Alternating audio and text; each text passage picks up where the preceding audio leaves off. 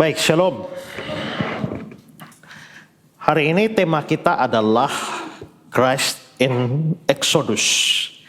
Kristus di dalam kitab Keluaran.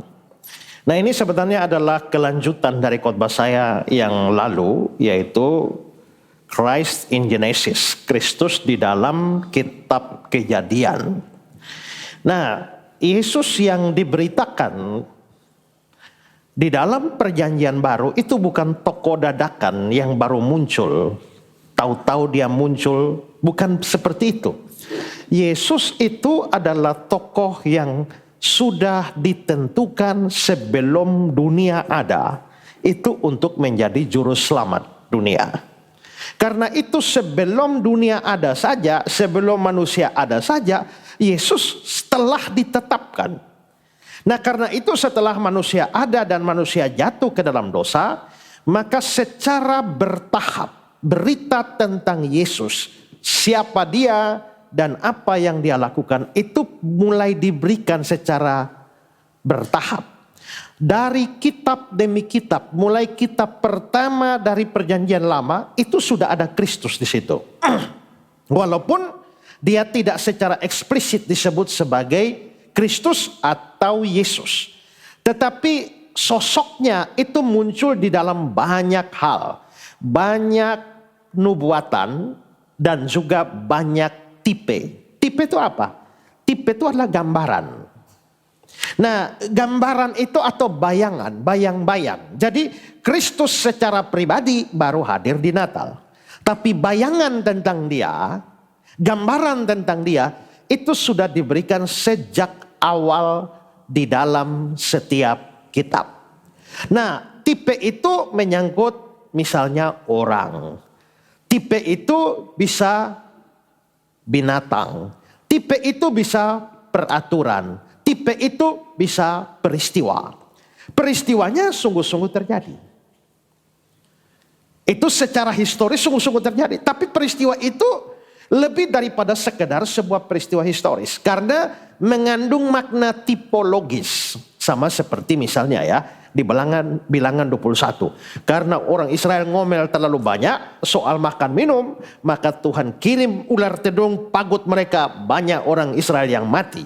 Nah, pada waktu mereka mati itulah lalu Tuhan suruh pada Musa, buat patung ular tedung, angkat tinggi-tinggi, supaya siapa yang kena ular, kena pagut ular, dia lihat kepada patung ular itu, maka dia akan sembuh. Lalu nanti kita lihat, itu peristiwa sungguh-sungguh terjadi, tapi itu peristiwa yang bersifat tipologis. Gambaran dari Kristus. Makanya nanti di Yohanes pasal 3 itu ya, 14, 15, sama seperti Musa meninggikan ular di padang gurun, demikianlah anak manusia akan ditinggikan. Dan setiap orang percaya kepadanya diselamatkan. Nah, itu namanya tipologi. Nah, di seluruh perjanjian lama itu penuh dengan tipe, penuh dengan gambaran tentang Kristus. Kadang-kadang sangat jelas, kadang-kadang samar-samar, namanya juga bayangan. Sehingga kalau kita membaca perjanjian lama dengan kacamata kristologis, tipologis, maka kita akan menemukan Kristus di dalam setiap kitab perjanjian lama. Yesus sendiri kan bilang begini ya. Yesus mengatakan dalam Lukas 24 ayat 27. Lukas 24 ayat yang ke-27. Lalu dia menjelaskan kepada mereka apa yang tertulis tentang dia dalam seluruh kitab suci. Perhatikan, apa yang tertulis tentang dia dalam seluruh kitab suci. Berarti dalam seluruh kitab suci ada tertulis tentang Yesus. Mulai dari kitab-kitab Musa, Kejadian, Keluaran, Imamat, Bilangan, Ulangan, dan segala kitab nabi-nabi. Ya, mulai dari semua nabi. Lalu ayat 44, harus digenapi semua yang ada tertulis tentang aku dalam kitab Taurat Musa dan kitab nabi-nabi dan kitab Mazmur. Kalau begitu, dalam kejadian ada Kristus, dalam Keluaran, dalam Imamat, dalam Bilangan, dalam Ulangan, dalam Nahum, dalam Nehemia, di dalam Esra, di dalam Ester, sampai Tawarik sampai Tawarik itu bagian kitab terakhir dalam kanon Yahudi. Kalau kanon kita terakhir Maleakhi, semuanya ada Kristus. Nah, karena itu saya sudah pernah membahas Christ in Genesis, Kristus di dalam kitab Kejadian. Semoga Tuhan kasih umur panjang supaya kita bisa bahas Kristus sampai seluruh perjanjian lama, sampai Kristus dalam kitab Wahyu. Ya. Nah, waktu saya membahas tentang Kristus dalam kitab Kejadian, saya mengungkapkan kemunculannya dalam 3 peristiwa. Pertama adalah Kristus muncul dalam pernyataan Allah kepada iblis. Karena hukuman pada iblis bahwa aku akan mengadakan permusuhan antara engkau dan perempuan ini, dan keturunanmu dan antara engkau dan keturunannya akan meremukkan kepalamu. Keturunan perempuan akan meremukkan kepala iblis. Dan sudah saya jelaskan pemenuhannya keturunan perempuan itu Kristus. Yang kedua adalah Kristus muncul dalam pernyataan kepada para patriark Israel. Patriark itu bapak bangsa Abraham, Ishak, Yakub. Karena kalau kita baca dalam Abraham, Ishak, Yakub, selalu janjinya begini, olehmu semua bangsa di bumi akan dapat berkat. Olehmu berarti oleh Abraham, oleh Ishak, oleh Yakub. Tapi beberapa bagian setelah itu bukan olehmu, oleh keturunanmu semua bangsa di bumi akan dapat berkat. Dalam bahasa Ibraninya keturunanmu di situ itu keturunannya tunggal. Berarti bukan seluruh keturunan, hanya satu keturunan semua bangsa di bumi akan dapat berkat. Maka siapakah keturunan Abraham yang jadi berkat bagi seluruh dunia? Itu Kristus. Lalu dia muncul juga di dalam peristiwa domba Paskah. Bukan, maksud domba yang mengganti Ishak. Ishak harus disembeli menjadi korban. Tapi Ishaknya diselamatkan. Ada anak domba yang tersangkut di belukar. Itu adalah Kristus. Lalu yang ketiga, Kristus muncul dalam nubuatan tentang Yehuda. Maka ada pemberitaan tentang suku-suku Israel. Dan ada nubuatan tentang suku Israel, yaitu Yehuda. Dikatakan bahwa Yehuda akan menjadi raja. Dan darinya mereka akan memegang tahta pemerintahan sampai datang dia yang berhak atasnya. Siapa? Itu dalam bahasa Ibrani-nya sampai datang Shiloh. Sheloh. Itu artinya damai. Sehingga sampai datang orang yang membawa damai. Dan dia adalah Kristus. Berarti Kristus muncul di dalam kitab Kejadian, ya. Nah, sekarang kita mau melihat bahwa Kristus juga muncul di dalam kitab Keluaran. Nah, Kristus lagi-lagi semua ini tipologi, semua bayangan. Karena itu kita butuh bijaksana dari Tuhan untuk menyingkapkan gambaran-gambaran itu. Lalu kalau begitu Kristus muncul dalam kitab Keluaran itu dalam rupa apa? Nah, pertama, Kristus muncul dalam anak domba Paskah. Nah, saudara tahu Paskah itu adalah hari raya terpenting bagi orang Israel atau orang Yahudi. Ada perayaan-perayaan lain, ya, tapi Paskah itu terpenting. Paskah itu juga disebut sebagai hari raya roti tidak beragi. Mengapa sampai orang Yahudi itu mempunyai perayaan Paskah? Ini semua berkaitan dengan peristiwa di kitab Keluaran, Israel keluar dari Mesir. Nah, kita tahu dalam cerita narasi kitab Keluaran, Firaun tidak mengizinkan orang Israel keluar, dipimpin oleh Musa. Tulah demi tulah diberikan, tapi Firaun tetap berkeras hati sampai pada tulah yang ke-10. Tuhan berikhtiar memusnahkan seluruh anak di Mesir. Anak sulung di Mesir akan dibunuh mati. Semua anak sulung di Mesir artinya semua anak sulung dari orang yang tinggal di Mesir. Kalau begitu bukan hanya anak dari orang-orang Mesir saja, tapi juga termasuk anak-anak dari orang Israel yang ada di Mesir. Tuhan datang dengan malaikat mautnya, ambil semua, kasih mati semua. Nah, tapi karena Tuhan mau menyelamatkan Israel, maka dibuatlah peraturannya.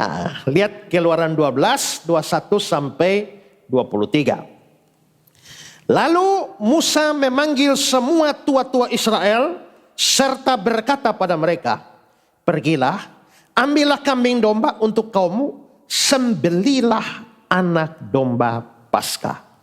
Berarti ada anak domba Paskah disembelih. Kemudian kamu harus mengambil seikat hisop. Ini ya, kayak dari alat tertentu untuk percik itu ya. Kemudian kamu harus mengambil seikat hisop, mencelupkannya dalam darah anak domba itu, yang ada dalam sebuah pasu. Darah itu harus kamu sapukan pada ambang atas pada kedua tiang pintu. Seorang pun dari kamu tidak boleh keluar pintu rumahnya sampai pagi. Jadi orangnya harus tetap dalam rumah. Lalu pintunya dikasih darah.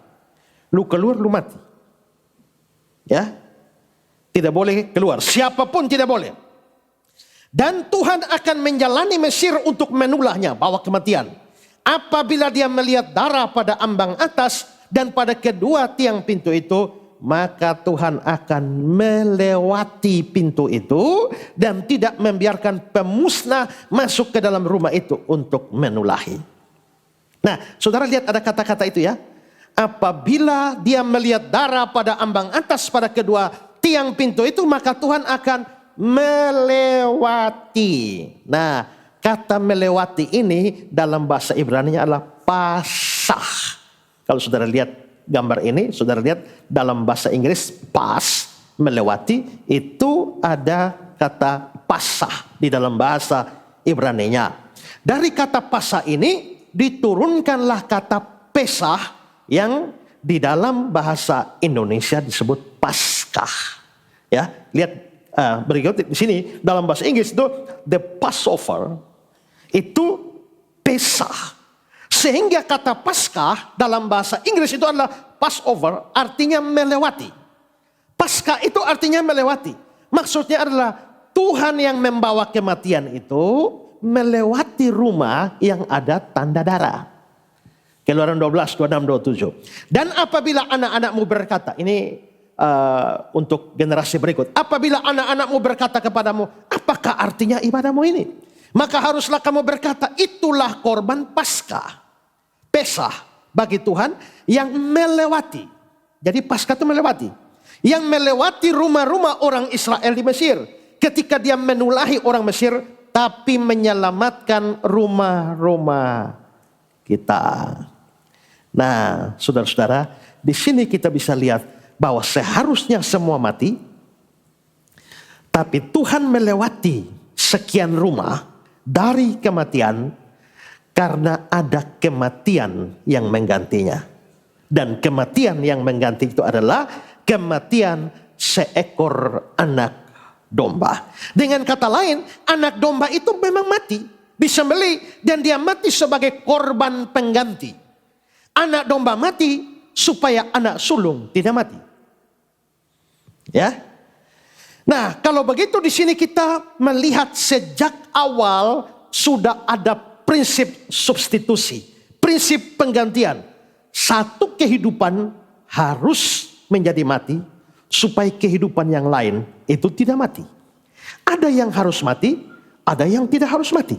Yang tidak harus mati ini harus mati supaya yang harus mati tidak mati. Ini prinsip substitusi.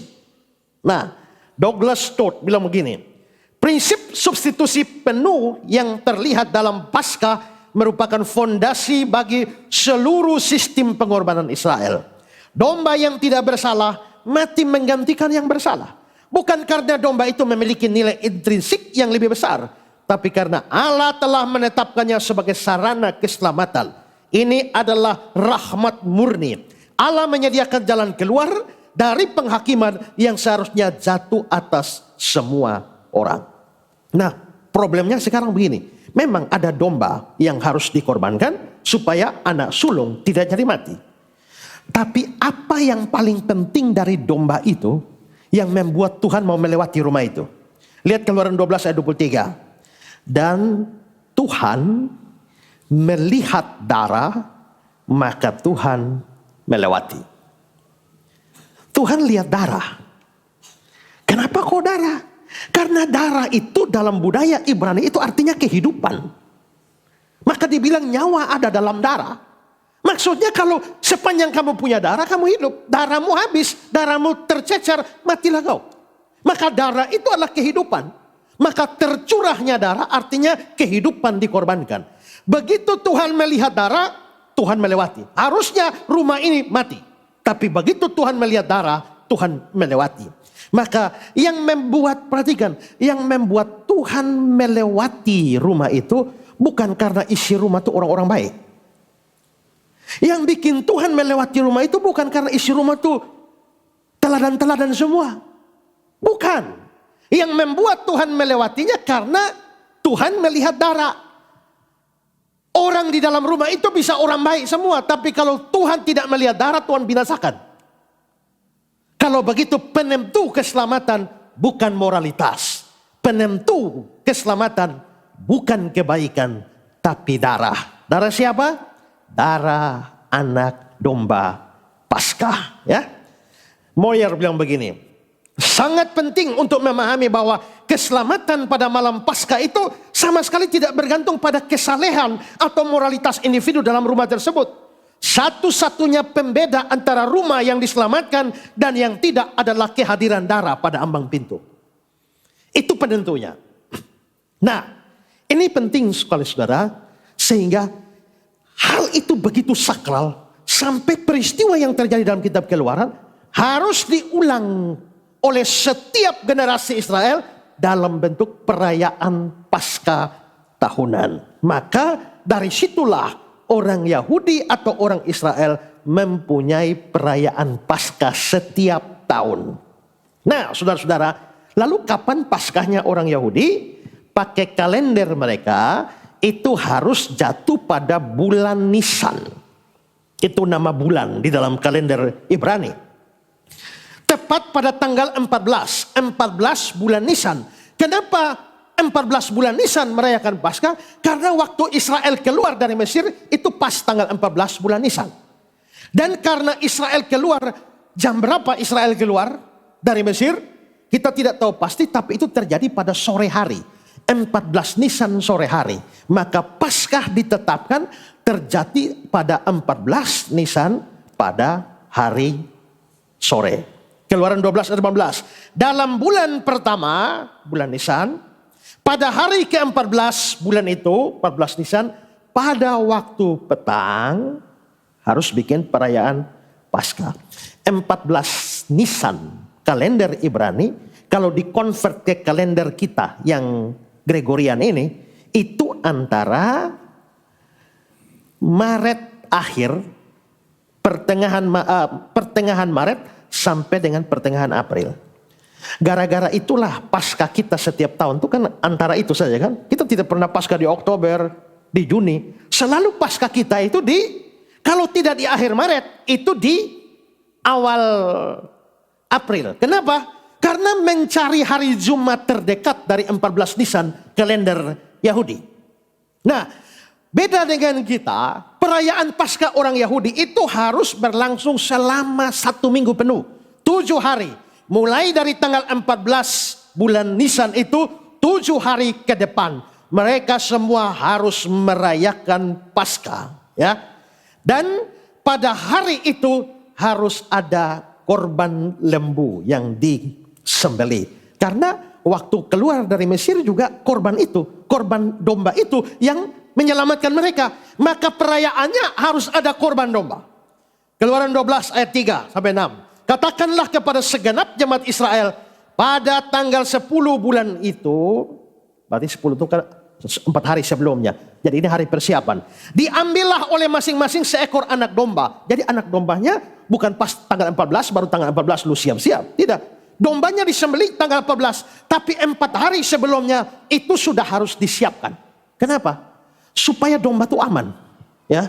Nanti lu 1 hari kurang 1 jam baru lu raus sembarang saja. Tidak bisa. Domba itu harus dipersiapkan, kurung dia 4 hari, jaga dia, kasih makan dia supaya dia aman, tidak boleh kakinya patah dan sebagainya. Maka 4 hari. Sejak tanggal 10 sudah ditentukan itu. Lalu ayat 6. Kamu harusnya mengurungnya sampai hari ke-14 bulan ini. Lalu seluruh jemaat Israel berkumpul harus menyembelihnya pada waktu senja tanggal 14. Kenapa? Ya karena tanggal 14 itu hari senja mereka keluar dari Mesir. Nah, maka itulah yang menjadi peraturan mereka, peraturan Paskah. Dan saudara-saudara, setelah itu mereka harus mengadakan acara yang namanya seder. Seder itu apa? Seder itu makan Paskah. Ya, jadi ada perjamuan Paskah namanya, itu harus dilakukan, wajib dilakukan. Dan dalam perjamuan makan Paskah itu menunya bisa banyak, ada sup, ada kacang-kacangan, ada buah-buahan, ada anggur, semua boleh. Terserah kau tentukan menu. Tapi 3 menu wajib harus ada. Pertama, roti tidak beragi. Jadi kalau roti tidak beragi itu ya seperti kerupuk itu loh. Ya. Kerupuk yang lebar-lebar itu ya. Nah, itu kira-kira jadi dia patah, tak tak tak. Kalau roti yang kita ini sudah beragi. Roti moka yang kita beli di jalan, nah, itu sudah beragi itu ya. Kalau roti tidak beragi itu dia seperti lembaran-lembaran yang tak patah. Nah, mereka wajib makan itu. Kenapa sampai harus makan roti tidak beragi?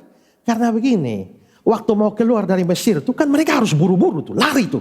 Maka mereka masih bikin roti, belum taruh lagi, keluar, ayo cepat keluar. Akhirnya rau itu roti semua, belum taruh lagi. Maka mereka terpaksa makan roti tidak beragi waktu lari dari Mesir. Itulah sebabnya setiap tahun dalam pesta Paskah harus makan roti tidak beragi. Menu kedua yang wajib ada itu adalah sayur pahit. Ini bukan daun pepaya, bukan paria, bukan. Itu ada sayur khusus, sayur pahit. Kenapa harus dimakan? Karena dengan makan sayur itu kan pahit. Waktu pahit kamu ingat betapa pahitnya hidup di Mesir. Tapi Tuhan kasih selamat. Ya. Dan yang ketiga ini menu wajib yaitu makan daging domba. Ya. Daging domba ini karena domba disembeli pada hari terakhir, darahnya ditaruh. Nah, maka penyembelihan domba ini dilakukan di Bait Allah. Setelah itu darahnya ditaruh di mezbah. Lalu setelah itu mereka mesti makan daging domba itu. Bersama dengan sayur pahit dan roti tidak beragi. Nah, daging domba ini tidak boleh makan mentah. Tidak boleh. Kedua, tidak boleh rebus. Tidak boleh goreng. Harus bakar. Ini kenapa? Saudara, Tuhan kalau kasih peraturan, ini namanya bayangan. Ini bukan sembarang. Semua detailnya itu diatur. Makan tidak boleh mentah, tidak boleh rebus, tapi harus dibakar. Dan makan harus sampai habis. Tidak boleh lu kasih sisa. Tidak bisa. Keluaran 12, 9, 10. Janganlah kamu memakannya mentah atau direbus dalam air. Hanya dipanggang di api, lengkap dengan kepalanya dan betisnya dan isi perutnya. Jangan kamu tinggalkan apa-apa dari daging itu sampai pagi. Apa yang tinggal sampai pagi, kamu bakarlah habis dengan api. Kalau tidak bisa makan kasih habis, bakar sampai habis. Tapi lu tidak bisa kasih tinggal separuh di situ. Atau bisa bungkus kok. Tidak bisa. Harus habis. Nah, saudara-saudara, dan ada satu peraturan unik dalam makan domba Paskah. Makan harus hati-hati. Supaya tidak boleh ada tulang domba yang patah. Ya, ayat 46. Paskah itu harus dimakan dalam satu rumah juga. Tidak boleh kau bawa sedikit pun dari daging itu keluar rumah. Makanya bungkus-bungkus itu tidak boleh. Ya, satu tulang pun tidak boleh kamu patahkan. Kita kalau makan ayam, ayam bakar, itu sampai dia punya tulang itu kita kunyah sampai halus-halus. Ya, tidak boleh. Jadi ini lu makan tapi hati-hati, tulangnya tidak boleh dipatahkan. Nah, itu peraturannya. Nah, saudara-saudara, lalu domba macam apa yang harus dikorbankan menjadi domba Paskah? Pertama, domba itu harus domba jantan. Tidak boleh domba betina. Keluaran 12 ayat 5. Anak dombamu harus jantan. Kenapa harus jantan? Karena dalam budaya Ibrani, jantan atau laki itu adalah pemimpin. Dan sampai kita juga begitu kan. Di dalam rumah, yang menjadi kepala keluarga itu adalah lakinya. Itu adalah pemimpin dari keluarga, atau boleh dikatakan itulah yang paling kuat di dalam suatu keluarga. Maka domba yang dikorbankan harus domba jantan, tidak boleh domba betina. Kedua, dombanya tidak boleh bercela. Ayat 5. Anak dombamu harus jantan, tidak bercela. Tidak bercela itu artinya tidak cacat. Dombanya tidak pincang, dombanya tidak buta, tidak sakit, tidak cacat, tidak sumbing, ataupun itulah sebabnya 4 hari sebelum dikorbankan harus dikurung. Karena kalau dombanya dibiarkan jalan-jalan, tiba-tiba dia kena duri, kakinya luka, maka dia tidak layak dikorbankan. Atau tahu-tahu domba dengan domba berkelahi satu kepala pisah, maka tidak bisa dikorbankan. Karena itu kurung dia selama 4 hari, pastikan bahwa dia aman. Saudara kira ini Tuhan kasih peraturan sembarang? Tidak, sebentar akan saya jelaskan. Dan domba itu harus umur 1 tahun. Ayat 5. Anak dombamu harus jantan, tidak bercela, berumur 1 tahun. Kenapa harus 1 tahun? Karena domba di bawah 1 tahun itu dianggap masih terlalu muda. Ya, masih terlalu muda, terlalu kanak-kanak. Di atas 1 tahun itu bisa dianggap sudah tua. Karena itulah maka harus 1 tahun di mana dia tidak terlalu tua tapi tidak terlalu muda. Pada 1 tahun itulah domba berada pada kondisi fisik terbaik. Ya. Nah, ini 3 persyaratan. Nah, saudara-saudara, di sinilah kita melihat bahwa ternyata Tuhan membuat peraturan sejak dari keluarnya Israel dari Mesir sampai menyusul perayaan-perayaan tahunan. Domba Paskah memainkan peranan yang sangat penting. Nah, saudara-saudara, tahun berjalan, tahun terus ratusan tahun, ribuan tahun setelah itu, sampai satu hari Kristus muncul. Yohanes Pembaptis melihat dia. Lalu Yohanes 1 ayat 29. Pada keesokan harinya Yohanes melihat Yesus datang kepadanya dan dia berkata, lihatlah anak domba Allah yang menghapus dosa dunia. Ternyata Kristus disebut sebagai anak domba yang menghapus dosa dunia. Sebenarnya Yohanes punya pikiran bagaimana sih? Pasti Yohanes punya pikiran itu lari pada peristiwa keluaran dan perayaan-perayaan Paskahnya orang Yahudi. Karena urusan anak domba yang menghapus kesalahan, menghapus dosa, yang menyelamatkan umat, itulah domba Paskah. Dengan kata lain, Yohanes yang penuh Roh Kudus itu menyatakan bahwa Yesuslah anak domba Paskah yang diberitakan di dalam kitab Keluaran. Dari sini kita bisa melihat bahwa sebenarnya domba Paskah dengan seluruh aturan detailnya itu adalah bayangan dari Kristus. Atau kalau saya balik, itu berarti bahwa Kristus yang muncul di abad pertama, dia sesungguhnya telah digambarkan atau telah muncul di dalam kitab Keluaran dalam wujud anak domba Paskah. Dan yang menariknya adalah Rasul Paulus lebih eksplisit. 1 Korintus 5 ayat 7. Anak domba Paskah kita juga telah disembelih, yaitu Kristus. Maka jelas tidak diragukan sedikit pun. Dari Yohanes Pembaptis, dari Paulus, Kristuslah anak domba Paskah yang disembelih. F.F. Bruce bilang begini, pernyataan Paulus dalam 1 Korintus 5 ayat 7 bahwa Kristus anak domba Paskah kita telah disembelih menunjukkan bahwa gereja mula-mula memahami kematian Kristus dalam kerangka tipologi Paskah. Seperti domba Paskah membebaskan Israel dari perbudakan Mesir, demikianlah Kristus membebaskan umatnya dari perbudakan dosa.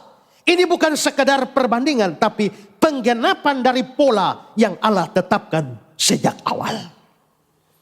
Maka Kristus ini datang dan sampai mati itu direncanakan dan dimunculkan di dalam kitab Keluaran. Tidak bisa mendadak tahu-tahu karena konspirasi iblis lalu Yesusnya disalibkan. Tidak, ini masuk ke dalam rencana Allah Bapa dari kekekalan. Nah, kalau begitu sekali lagi, anak domba Paskah gambaran dari Kristus. Kristus muncul dalam kitab Keluaran dalam rupa anak domba Paskah. Nah, bagaimana anak domba Paskah itu dipenuhi dalam Kristus? Tadi sebenarnya sudah saya ceritakan, tapi kalau saya rangkum, domba Paskah itu harus domba jantan, di mana itu lambang kekuatan dan pemimpin. Saudara, di dalam teologi Paulus, manusia ini hanya bagi dua saja. Manusia lama, manusia baru. Manusia lama dan manusia baru ini ada pemimpinnya. Siapa pemimpin manusia lama? Adam. Siapa pemimpin manusia baru? Kristus. Nah, karena Adam pemimpin manusia lama, Adamnya berdosa, semua di dalam Adam berdosa. Tapi pemimpin manusia baru ini siapa? Kristus. Dia orang benar, maka semua dalam Kristus dianggap benar. Jadi manusia ini hanya dua saja. Kepala manusia dua, kepala manusia lama Adam, kepala manusia baru itu adalah Kristus. Nah, berarti Kristus adalah kepala. Kristus adalah pemimpin. Dan di dalam budaya Ibrani, pemimpin tidak bisa perempuan. Laki atau jantan itu simbol kepemimpinan, simbol kekuatan. Karena itulah maka domba yang dikorbankan itu harus domba jantan. Yaitu seorang pemimpin yang kuat, yang teguh. Dan itulah yang dipenuhi dalam Kristus. Karena Kristuslah pemimpin dari manusia baru. Domba Paskah itu harus tidak bercela, luka sedikit pun tidak boleh. Dan ini adalah gambaran dari Kristus yang tidak berdosa sama sekali. Begitu ada luka sedikit, dombanya batal, tidak layak dikorbankan.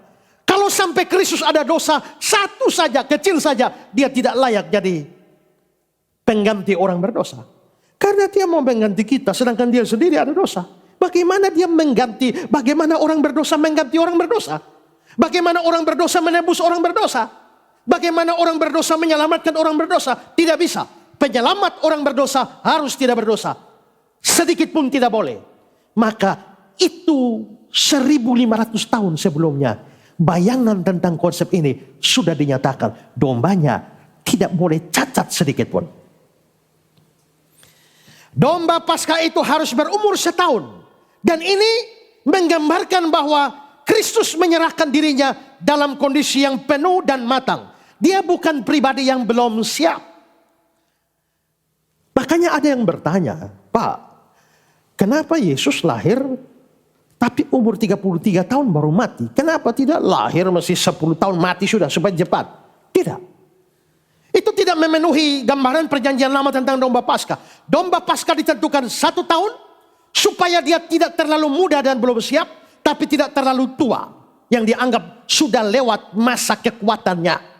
Bagi seorang Israel, umur 30 adalah umur yang paling top. Itulah sebabnya imam-imam itu keluar melayani, Imam Lewi itu umur 30 semua. Makanya Yesus juga tidak sembarang keluar.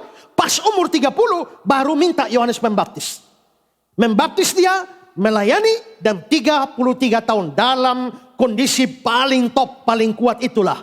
Bukan dalam keadaan sebelum matang, atau dalam keadaan sudah tua yang setelah atau pasca matang. Dalam kondisi terbaiklah, maka dia harus dikorbankan. Kristus dalam puncak hidupnya itu dikorbankan bagi kita. Domba Paskah itu harus disembelih. Dan dasarnya darah domba itulah yang membuat Tuhan melewati rumah-rumah orang Israel. Demikianlah anak domba kita, Kristus itu harus disembelih. Dan darahnya yang menjadi dasar Allah melewati kita dari kematian. Kalau dia tidak mati dan tidak mencurahkan darahnya, Allah tidak akan melewati kita karena dia tidak lihat siapapun dan moralitas kita. Dia hanya lihat darah. Dari situlah kenapa kita membangun konsep teologi darah. Dihapuskan dosaku hanya oleh darah Yesus. Domba Paskah itu bersifat menggantikan, di mana domba Paskahnya mati supaya anak sulung itu hidup. Ini menggambarkan bahwa kematian anak domba itu bersifat substitusi, mengganti. Maka demikianlah kematian Kristus itu bersifat menggantikan. Karena anak dombanya mati, orang Israelnya selamat. Karena Kristus mati, maka kita selamat. Kalau dia tidak mati, tidak ada yang bisa selamat. Itulah sebabnya Natal tidak sempurna kalau tidak ada Paskah, Jumat Agung. Bethlehem tidak akan ada arti tanpa Kalvari. Justru Bethlehem terjadi demi Kalvari. Kalvari tak mungkin terjadi tanpa Bethlehem. Maka Kristus yang lahir di hari Natal itu mempersiapkan diri untuk momen Kalvari. Dan di Kalvari itulah penggantian kita terjadi. Sekarang saudara coba pikirkan. Setelah harusnya Tuhan musnahkan orang dalam rumah, tapi ada darah. Sekarang setelah Tuhan lihat darah. Setelah Tuhan lihat darah, apakah Tuhan masih musnahkan? Kalau Tuhan masih musnahkan, Tuhan tidak konsisten. Katanya ada darah, dia lewati. Sekarang sudah ada darah, kok masih hajar kita? Begitu juga setelah Kristus, darah Kristus menggantikan kamu, Allah tidak mungkin menghukum kamu lagi. Karena kalau sampai darah Kristus sudah membasuh kamu, Allah masih menghukum dan melemparkan kamu ke neraka. Betapa tidak konsistennya Allah. Kalau sampai kamu nanti masuk neraka, itu bukan karena Allah melanggar aturannya, tapi memang kamu belum pernah dibasuh darahnya. Ya, kalau kamu betul-betul pernah dibasuh darahnya, Allah konsisten dengan itu. Dia bukan lihat kau, tapi dia lihat darah anak domba yang kekal itu, sehingga dia melewati kita. Maka disitulah kita melihat, sekali lagi, Allah tidak lihat moralitas dan kebaikan isi rumah, tapi darah domba yang menggantikan. Dia tidak lihat perbuatan baik kita cacat celah, tidak sempurna, seperti kain kotor, hanya karena melihat darah anak domba Allah, yaitu Kristuslah, dia mau melewati kita dari kematian. Ya, James Denny bilang begini, konsep substitusi adalah inti dari pengorbanan Kristus. Kristus tidak mati hanya sebagai martir atau teladan, tapi sebagai pengganti kita. Dia mengambil tempat kita di bawah penghakiman Allah, menanggung hukuman yang seharusnya kita terima. Ini adalah pertukaran yang agung. Dia menerima murka yang pantas kita terima, dan kita menerima berkat yang hanya pantas dia terima. Domba Paskah dipanggang dengan api, bukan direbus. Kenapa? Karena simbol penghukuman dalam perjanjian lama itu bukan rebus. Api. Tuhan seperti api yang membakar. Kalau menggambarkan keadilan Tuhan yang menghukum orang berdosa, api. Sodom dan Gomora yang begitu jahat dibakar oleh api dari langit. Api murka Tuhan, nyala murka Tuhan. Maka api. Karena itulah maka domba Paskah itu tidak boleh makan dengan direbus. Tidak, harus langsung dibakar. Artinya apa? Itu simbol dari penghakiman yang akan diterima, penghukuman yang diterima. Maka waktu Kristus mati, sesungguhnya dari sudut pandang manusia itu kejahatan manusia, kejahatan Yudas, kejahatan ahli Taurat, kejahatan para pemimpin agama, kejahatan Pontius Pilatus. Tapi dari sudut pandang Allah, Kristus sedang menanggung hukuman Allah atas orang berdosa. Hukuman Allah simbolnya apa? Api. Karena itu domba itu harus dibakar. Lalu saudara-saudara, domba Paskah itu harus dimakan habis, tidak boleh disisakan. Artinya kamu kalau mau terima domba itu dengan makan sampai habis, jangan kasih sisa. Makan semuanya. Kalau kamu mau terima Kristus, terima dia total. Jangan hanya terima dia setengah-setengah. Saya terima dia sebagai penyembuh saya sakit dia sembuhkan. Tapi kamu tidak terima dia sebagai juru selamat, tidak terima dia sebagai Tuhan, tidak terima dia sebagai penebus. Kamu hanya terima sebagian saja Kristus penyembuh. Kau mati tetap masuk neraka. Karena kamu tidak memakan semuanya. Ada yang yang hanya menerima Kristus sebagai pemberi berkat, sinterklas. Kalau saya ikut Tuhan, saya pasti diberkati, hidup berlimpah ruah. Tapi kamu tidak terima dia sebagai juru selamat, sebagai Tuhan, sebagai yang lain-lain. Kamu terima dia tidak lengkap. Kamu tidak makan sampai habis. Ya, kemarin saya khotbah di Persekutuan Air Hidup. Natal itu, Yesus itu adalah Kristus Tuhan, juru selamat. Maka iman itu harus sebagai Kristus sebagai juru selamat, sebagai Tuhan. Ada banyak orang hanya terima dia sebagai juru selamat, tidak menerima dia sebagai Tuhan, penguasa hidup kita. Kita hanya senang karena dia juru selamat menebus saya, tapi tidak menerima dia sebagai pengendali hidup saya, pemilik hidup saya, sebagai Tuhan saya. Kalau begitu, kamu hanya makan sebagian, setengah, tidak habis. Anak domba itu harus dimakan sampai habis. Artinya, anak domba Paskah itu, kalau kau mau terima utuh dia seluruhnya seperti yang diberitakan di dalam kitab suci. Baru kamu menikmati manfaat penebusan yang dia berikan. Alan Cole bilang, persyaratan untuk memakan seluruh domba tanpa menyisakan apapun mengajarkan bahwa penebusan adalah pemberian Allah yang lengkap dan harus diterima secara penuh. Kita tidak bisa memilih aspek-aspek tertentu dari Kristus sambil menolak yang lain. Dia harus diterima sebagai Tuhan dan Juru Selamat, sebagai imam dan raja dalam seluruh karya dan pribadinya. Keselamatan parsial adalah kontradiksi. Kita menerima Kristus sepenuhnya atau tidak sama sekali.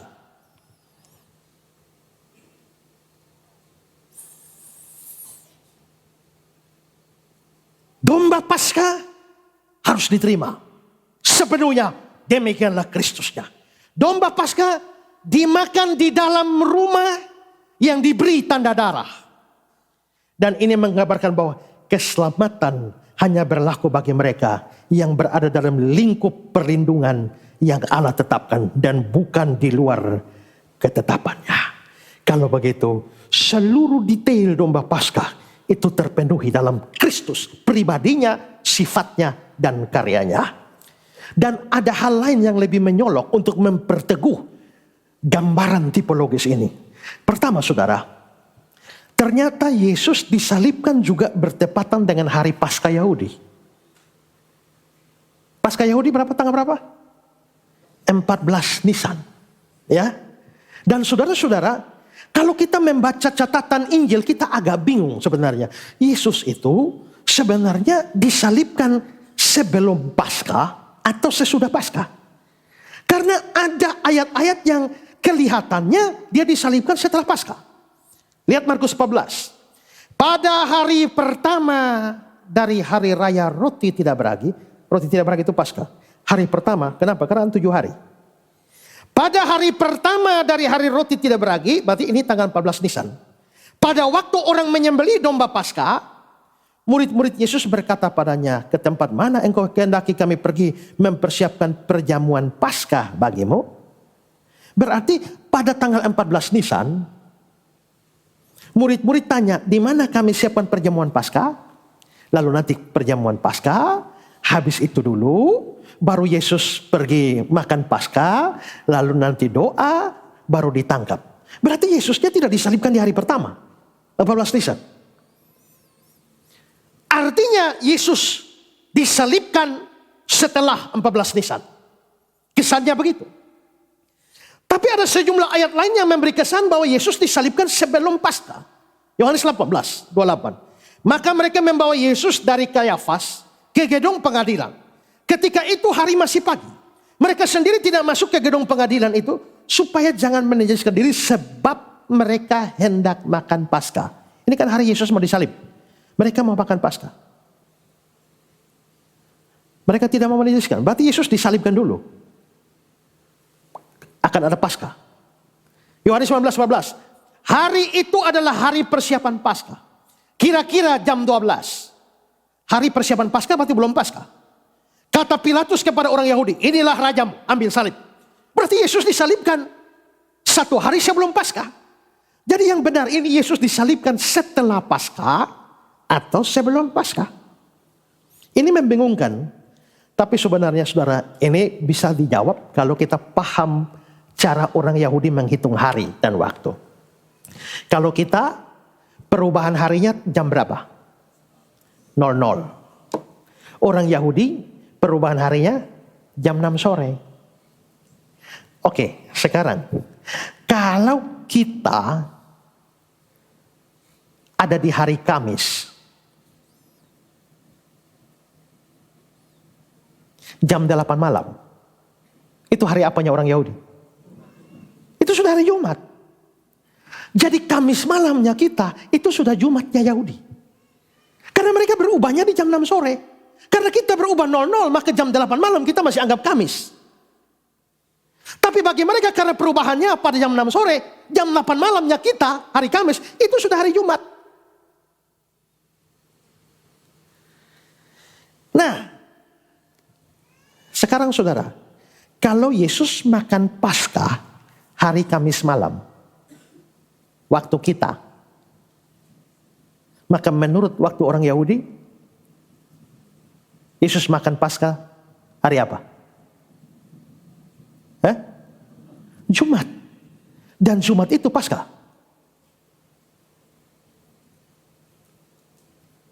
Oke, sekarang coba pikirkan ini. Kalau Yesus makan Paskah jam 7 malam hari Kamisnya kita, itu hari apanya Yahudi? Hari Jumat kan? Lalu orang Yahudi kebanyakan itu makan Paskah hari Jumat jam 4 sorenya kita. Itu hari apanya orang Yahudi?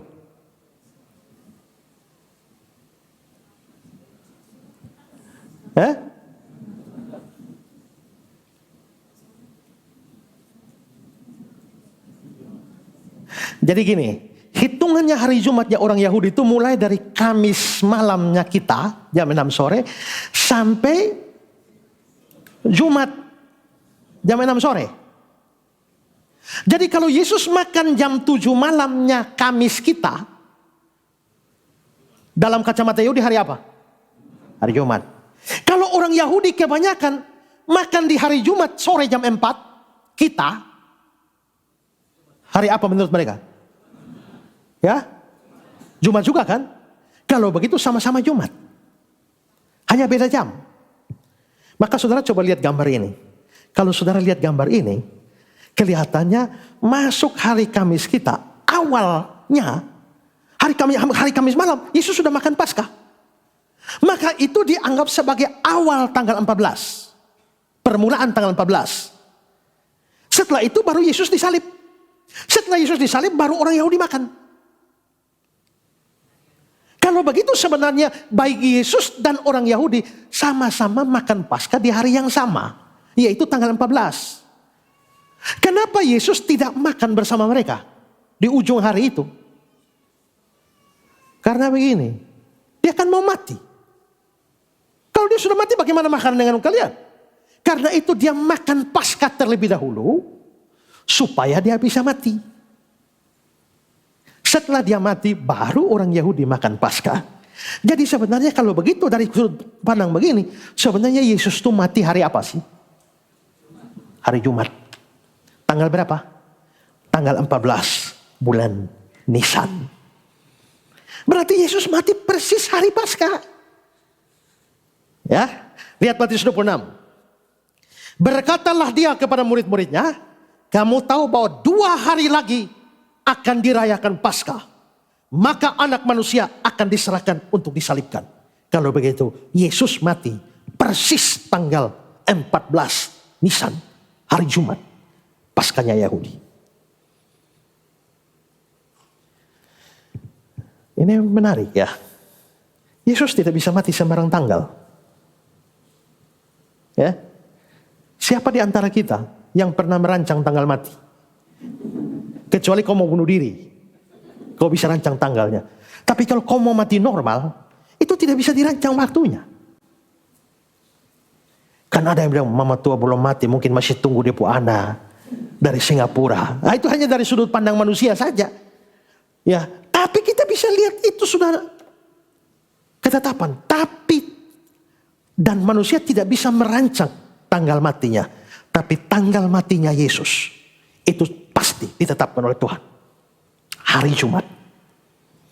Nah, yang kedua, ternyata kematian Yesus juga bukan hanya tanggalnya sama, jamnya sama dengan waktu penyembelihan domba Paskah. Ingat, kapan menyembelih domba Paskah? Keluaran 12. Kamu harus mengurungnya sampai hari ke-14 bulan itu. Lalu seluruh jemaat Israel berkumpul harus menyembelihnya pada waktu senja. Jadi domba Paskah itu disembelih sore. Yesus mati jam berapa? Ya, Lukas 23. Ketika itu hari sudah kira-kira jam 12. Lalu kegelapan meliputi seluruh daerah itu sampai jam 3. Yesus disalibkan jam berapa?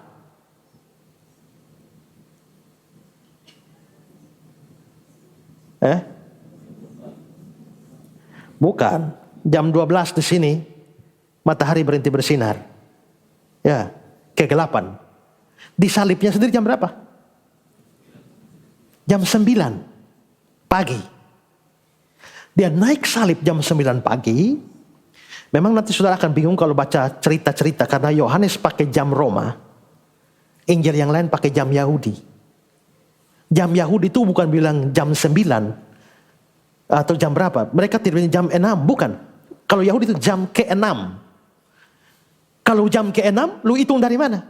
Dari jam 6 sore itu. Nah, kalau kita perhatikan semua dan mengkonfirmasi dia antara cari perimbangan antara jam Yahudi dengan jam Romawi, hitungannya Yesus mati jam 9 pagi. Dia tergantung 3 jam sampai jam 12 siang. Matahari berhenti bersinar. Lalu 3 jam kemudian jam 3 sore sampai jam 3. Ya Bapa, ke dalam tanganmu kuserahkan. Domba Paskah disembelih waktu senja. Kapan? Jam 3 sore. Menarik sekali bahwa Yesus mati pada hari yang sama, tanggal yang sama dengan hari raya Paskah. Tapi matinya juga persis sama dengan disembelihnya domba Paskah. Apakah ini kebetulan? Tidak, ini direncanakan, diatur oleh providensi Allah. Matthew Henry bilang, dia pun mati. Saat itu merupakan waktu persembahan korban pada sore hari. Saat anak domba Paskah disembelih, Kristus juga dikorbankan bagi kita dengan menyerahkan nyawanya sendiri pada sore hari itu sebagai korban yang harum baunya di hadapan Allah. Atau kata Horner, Yesus mati sekitar jam 3 sore yang merupakan waktu penyembelihan korban sore di bait Allah. Dan juga waktu ketika ribuan domba Paskah disembelih untuk perayaan malam itu. Yang dikorbankan tuh untuk domba Paskah tuh bukan satu, tuh ribuan. Orang Yahudi begini banyak. Makanya kalau ditaruh di sini itu ada sungai di sebelah bait Allah tuh. Ada, kalau saudara pergi ke Israel sekarang tuh ada lembah Kidron. Dulunya sungai. Dari mesbah bait Allah tuh darah binatang itu berapa banyak? Itu ada lorong dari mesbah turun ke sungai Kidron. Hari Paskah sungai Kidron itu sungai darah. Ya, hari itu pada jam 3 itulah ribuan anak domba sedang disembelih untuk perayaan malam itu. Sinkronisasi waktu ini terlalu sempurna untuk menjadi kebetulan. Ini adalah pengaturan ilahi yang menunjukkan bahwa Yesus penggenapan dari semua korban Paskah. Dan yang ketiga, pada saat Yesus disalibkan tidak ada tulang yang patah. Ya. Ingat, karena besok hari Sabtu, hari Sabat, tidak boleh ada mayat tergantung. Kalau Yesus bukan mati hari Jumat, mereka tidak akan turunkan mayat. Karena mayat itu bisa ditinggalkan 1 minggu, 6-7 hari di atas sini. Saudara bayangkan kalau saudara disalibkan dan belum mati, saudara disalibkan kiranya contohnya hari Minggu saudara disalibkan. Apakah langsung diturunkan? Tidak. Saudara disalibkan kasih tinggal di situ hari Senin, hari Selasa, hari Rabu, nanti hari Jumat dulu baru mereka kasih turun. Dan ada yang disalibkan tidak langsung mati. Ada yang bertahan 3 hari, 4 hari. Sementara disalib begini 3-4 hari. Saudara kira menderitanya macam apa? Sementara saudara begini tiba-tiba ada banyak burung pemakan bangkai. Itu yang datang di daerah salib. Dan lihat ada yang disalib. Itu burung datang dan mulai patok satu-satu. Termasuk mata. Bayangkan saudara ada disalib begini. Tangan begini tidak begitu apa-apa. Baru burung datang patok saudara punya isi daging. Sementara saudara masih hidup. Itu itu menderita sekali. Tapi karena Yesus disalibkan hari Jumat, besoknya Sabat. Haram hukumnya kalau ada, tubuh masih ada. Karena itu harus segera turun. Maka datanglah para prajurit itu kan. Harus segera turun, tapi pastikan dulu yang diturunkan itu sudah mati. Karena kalau sampai yang turun tidak mati, hanya pingsan, maka itu prajurit yang disalibkan. Makanya begitu prajurit perhatikan, dua penjahat ini kiri kanan itu belum mati ya. Akhirnya mereka ambil hamar, taruh di tulang kaki, sehingga tulang kaki patah itu tidak bisa bernapas. Karena pengambilan napas itu tergantung tulang kaki nih, di atas kayu salib. Begitu dua ini patah, langsung wafat. Tapi Yesus, kalau sampai Yesus belum mati, maka tulangnya mereka kasih patah. Tapi ternyata dia sudah mati. Memastikan itu mereka pakai tombak dari lambungnya. Ya, Yohanes 19. Maka datanglah prajurit lalu mematahkan kaki orang pertama. Kaki orang lain disalibkan bersama-sama Yesus. Tapi ketika mereka sampai pada Yesus dan melihat dia telah mati, mereka tidak mematahkan kakinya. Sebab hal itu terjadi supaya genaplah yang tertulis dalam kitab suci. Tidak ada tulangnya yang dipatahkan. Ini penggenapan dari mana? Makan daging domba itu jangan kunyah itu tuh. Ternyata aturan kecil itu ternyata penggenapannya itu ribuan tahun di atas kayu salib. Wow, luar biasa. Kalau begitu semua ini dengan sangat meyakinkan kita bahwa memang domba Paskah itu Kristus dalam bayangan. Kristus dalam tipologi. Ya. Nah, Kristus adalah anak domba Paskah yang sejati. Yang tanpa dosa sama sekali. Dia disembelih dan darahnya menjadi tanda keselamatan.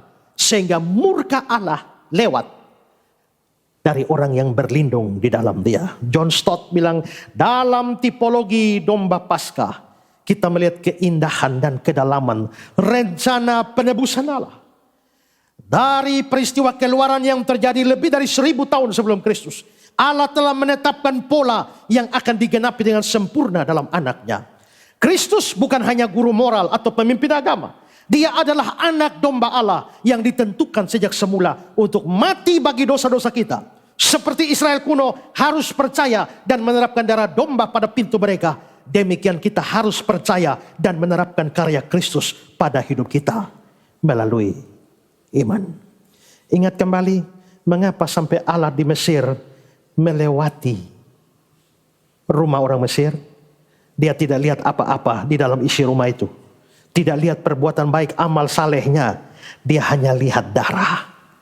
Maka saya kembali kutip kata-kata Moyer tadi. Sangat penting untuk memahami bahwa keselamatan pada malam Paskah itu sama sekali tidak bergantung pada kesalehan moralitas individu di dalam rumah tersebut. Satu-satunya pembeda antara rumah yang diselamatkan dan yang tidak adalah kehadiran darah pada ambang pintu. Ini merupakan ilustrasi yang mencolok tentang doktrin pembenaran oleh iman, di mana keselamatan kita bergantung sepenuhnya pada apa yang Kristus telah lakukan dan bukan apa yang telah kita lakukan. Wow, kalau lihat begini saudara, Kristus itu orang istimewa, orang yang ditetapkan untuk jadi juru selamat dunia. Andalkan dia saja untuk keselamatan kita.